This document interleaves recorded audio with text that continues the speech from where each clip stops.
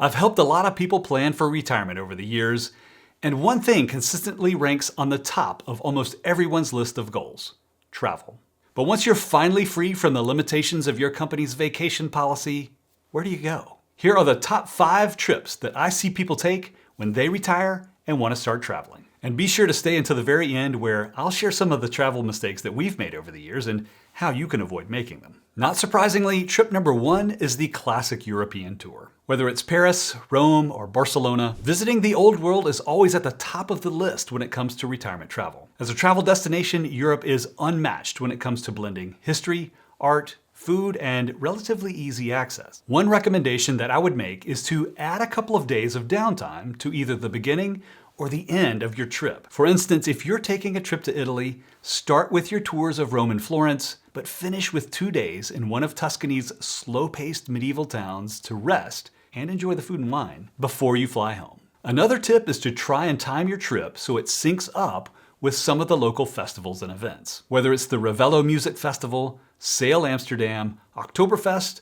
or the Tour de France, or even just popping in for a Real Madrid match, I think that having an event on the calendar takes the trip up a notch. And if you haven't traveled much and would prefer to delegate most of the details, do not be afraid to use a tour company. You can always tack on a few days on the end to explore on your own if you want. Another travel bucket list item for the newly retired that I frequently see is the Great American Road Trip. The United States, as it turns out, is a pretty big place with a lot of amazing things to see. Whether it's in an RV or in the family truckster, hitting the road to see the Grand Canyon, Yosemite, or the Oregon coast ranks very high for a lot of retirees. Again, timing this one up with an event like the International Hot Air Balloon Fiesta in New Mexico, or maybe your college football team's bowl game, can take this trip up to the next level. And what's great about the road trip idea is that it does not have to break the bank. A lot of us are outdoors oriented, so something as inexpensive as camping is even a possibility. But you don't have to rough it either. You know, glamping is a thing these days. So throw the dogs in the car, pick a spot on the map, and hit the road. Trip number 3 is the luxury cruise. Now, full disclosure here, I get seasick, so I've never been on a cruise, sadly. But a lot of people love them. And what I think is cool about this option is that you can see a lot and not have to unpack every couple of days. And there are a wide array of cruise options. Of course, your Caribbean or Alaskan cruises come to mind first, but I've heard amazing things about the European river cruises. A client of mine recently tried one of the Viking cruises that included Paris and Normandy and loved it. And recently, friends of ours used Silver Sea cruises to visit Antarctica. So it seems like your options aren't limited. The idea of going to bed and waking up in the next beautiful location seems amazing. So maybe one day with enough of those scopolamine patches, I'll give it a shot. Trip number 4 is slow travel. Slow travel as a retirement travel option has become incredibly popular recently. Instead of trying to see it all, more and more travelers are picking their destination and staying put for an extended time to get a feel for what it's really like to live there. To me, slow travel seems like the perfect fit for anyone who's recently retired. If you're not worried about burning through your PTO time anymore, why not slow down and take it all in? But this one can be complicated. In some places like Barcelona and Madrid, there's a growing disdain for short-term rentals like Airbnbs. They've driven up housing costs and reduced supply, making it hard for locals to afford living in their own cities. Slow travel also makes health insurance a bigger factor, both before and after Medicare. There are a few travel health insurance options out there, and a Medigap Plan G will cover some international travel-related expenses. But either way, it is something to plan for. All that being said, slow travel seems like a cool option to see the world in a way that you can't while you're still working. Trip number 5 is the African Safari. Last but not least, the African Safari is the #1 travel destination for many people. And why wouldn't it be? There's no way to describe being just feet away from a lion, elephant, or an African wild dog. These safari trips typically fall into one of 2 flavors: East Africa and Southern Africa. The classic safari is a bucket list trip, but it can be difficult to get there. It can take you up to 24 hours or more just to reach your destination. And these trips can be physically demanding. Game drives happen right before sunrise and right before sunset, so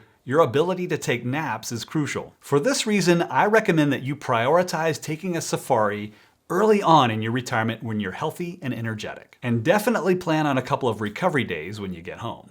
Now, there can be some sticker shock if you want to go big here, but believe it or not, you can do it for less than you'd expect. Delta has a direct flight from here in Atlanta to Johannesburg, so I've done this one twice. The first time I went, it was just me, and I found a deal through a company called G Adventures. All in, the entire trip was under $5,000. And that's a perfect segue to talk about travel mistakes to avoid.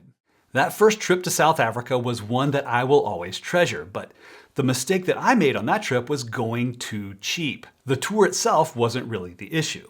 Now, we weren't staying at the Four Seasons, but that wasn't that big of a problem. No, I went cheap on the flight. On the way out, I was in the back row of the plane sitting next to a young mother and her 3-year-old daughter. Now mind you, it's a 15 to 16 hour overnight flight, and luckily, she didn't puke until we were making our approach to Joburg. And coming home, yeah, middle seat economy. Coughing up a little extra dough for Comfort Plus would have been money very well spent.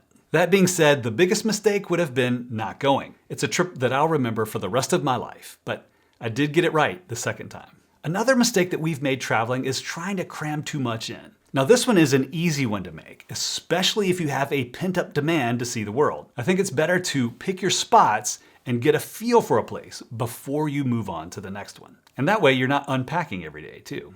Another mistake that we've made is not scouting out our hotels or Airbnbs well enough. The last time that we were in Rome, we stayed in what seemed like a quaint hotel until we needed to mega dose on antihistamines after night 1. Now it doesn't matter if the pillows were stuffed with cat hair or the draperies dated back to Caesar's time. After that, we were much more careful with our lodgings from then on. Finally, there were a few times where we just missed out on something cool. The big one that I'll never forget was leaving Montalcino on the day that they were starting their fall festival, something called the Sagra del Tordo. It was kind of a bummer because we could see it from the car as we were leaving. We could have easily shifted something around by a day or two and been there to catch it. But that mistake led us to centering our next trip to Italy around the Ravello Music Festival Sunrise Concert, which was nothing short of magical. So what's on your retirement travel bucket list? Leave me a comment. I'm always looking for travel ideas. And let me know what you think of these types of retirement video topics. I mean, Roth IRA conversions are cool and everything, but the entire idea behind them is to support a retirement filled with fun trips, right? Thanks so much for watching this one, and I'll see you in the next one.